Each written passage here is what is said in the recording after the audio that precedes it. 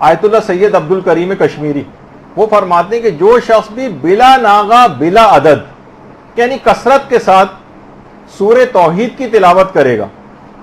طے الارض جیسی کرامت اس کے لیے عام سی بات بن جائے گی. دیکھیے کرامتوں کے اعتبار سے یہ نہیں کہ اب ہم ان کو طے الارض کی نیت سے کرنا شروع کر دیں، یہ تو ایک ضمناً ایسا فائدہ ہے جو حاصل ہو ہی جاتا ہے.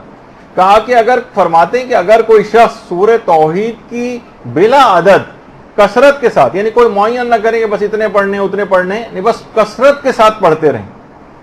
تو طے الارض کی کرامت آپ کے لیے عام سی بات بن جائے گی. طے الارض کے معنی ہے کہ چشم زدن میں ایک جگہ سے دوسری جگہ پہنچ جانا، فاصلے سمٹ جاتے ہیں جن لوگوں کے لیے. البتہ یہ حاصل کرنے کی نیت نہ ہو، نہ کوئی ایسی کہ مجھے بس یہ کرامت کا حصول ہو جائے، نہیں، اس وجہ سے نہیں، بلکہ عمل پیروی کا ایک ارادہ کر لیں اور تلاوت قرآن کو دی تو ضمناً فائدے حاصل ہو ہی جاتے ہیں. خود یہ بات بیان فرماتے تھے عبد الکریم کشمیری کے نجف کے قیام کے دوران میں نے روزانہ 7,000 دفعہ بھی سورہ توحید کی تلاوت کی ہے، روزانہ 7,000 دفعہ. اور کہتے تھے کہ ضروری نہیں کہ میں یہ کہہ رہا ہوں کہ ایک ہی نشست میں یہ کرتا تھا، بلکہ میں اٹھتے بیٹھتے چلتے پھرتے بازاروں میں آتے جاتے بھی ہر وقت سورہ توحید کی تلاوت کرتا رہتا تھا. اور خود یہ بات بیان فرماتے ہیں کہ ایک دفعہ میرے اپنے والد کے پاس ہند سے ایک عالم آئے تھے، یعنی ہمارے سمجھیں انڈو پاکستان کا جو ایریا ہے، یہاں سے ایک عالم نجف گئے تھے اس زمانے میں، جن کا نام انہوں نے نہیں تحریر کیا.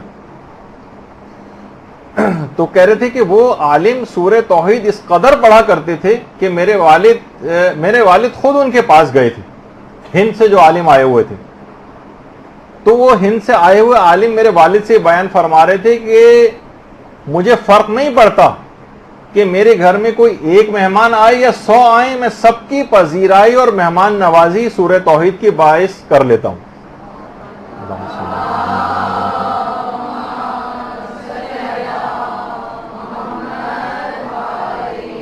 میں سورہ توحید کی کثرت سے تلاوت پر مداومت کی وجہ سے، مسلسل پڑھنے کی وجہ سے مجھے کوئی فرق نہیں پڑتا، ایسی برکتیں میرے پاس نازل ہو رہی ہیں، گھر میں بتائے بغیر ایک مہمان آ جائے یا 100 آ جائیں فرق نہیں پڑتا، سب کی مہمان نوازی کر دیتا ہوں.